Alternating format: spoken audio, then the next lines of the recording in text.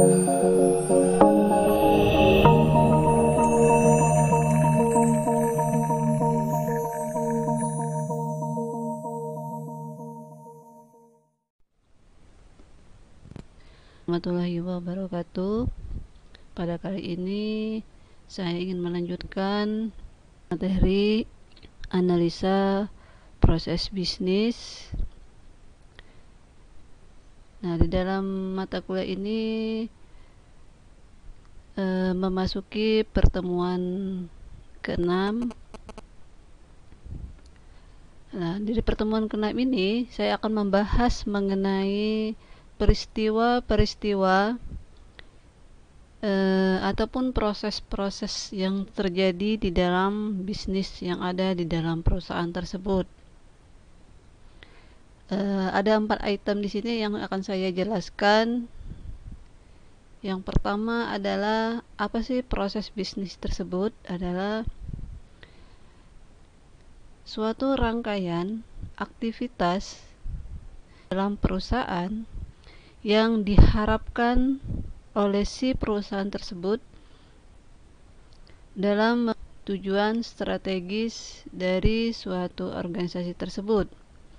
Adapun aktivitas yang di dalam organisasi tersebut yaitu misalnya di dalam penjualan, pembelian. Ada beberapa proses yang terlibat ataupun bagian-bagian di dalam proses bisnis tersebut, terutama di dalam menyediakan barang dan jasa untuk konsumen, ya. Nah, di sana terutama dari segi pelayanan, ya, pelayanan. Kemudian dari segi pelaporannya juga sangat penting dilakukan, ya, untuk memenuhi sasaran atau tujuan dari bisnis tersebut. Kemudian dari segi operasinya, ya, dalam segi operation eventnya, yaitu aktivitas di dalam proses bisnis tersebut. Adapun informasi, ya, yang sangat penting dari sistem penjualan tersebut adalah ada 3 aktivitas yang sangat penting dalam merekam data, yang mana data yang direkam tentang kejadian operasi pemeliharaan, data yang sangat penting untuk organisasi tersebut. Kemudian laporan informasi yang sangat dibutuhkan untuk pihak manajemen dalam pengambilan keputusan. Nah, di dalam event manajemen adalah aktivitas di mana manajemen dan orang lain membuat keputusan mengenai perencanaan, pengawasan, dan evaluasi proses bisnis tersebut.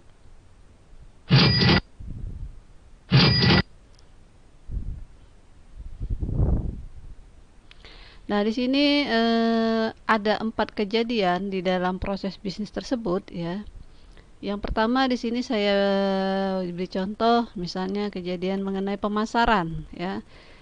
Di dalam pemasaran, ya, pasti ada hal yang harus kita rencanakan, ya, terutama dalam segi promosi mengenai pemasaran supaya produk yang kita jual tersebut itu bisa dikenal oleh masyarakat. Kemudian sasaran, ya, sasaran dari bisnis kita tersebut apakah memenuhi syarat atau tidak, ya. Nah, dari kejadian pemasaran, ya, kemudian ada kejadian kedua, ya, bagaimana proses pemesanan, ya, proses pemesanan tersebut dari pelanggan tersebut. Nah, dari proses pemesanan itu, ya, data yang sangat kita perlukan yaitu data pesanan supaya apa? Mempermudah kita dalam mengecek proses penjualan tersebut untuk pelaporan kepada perusahaan tersebut, ya.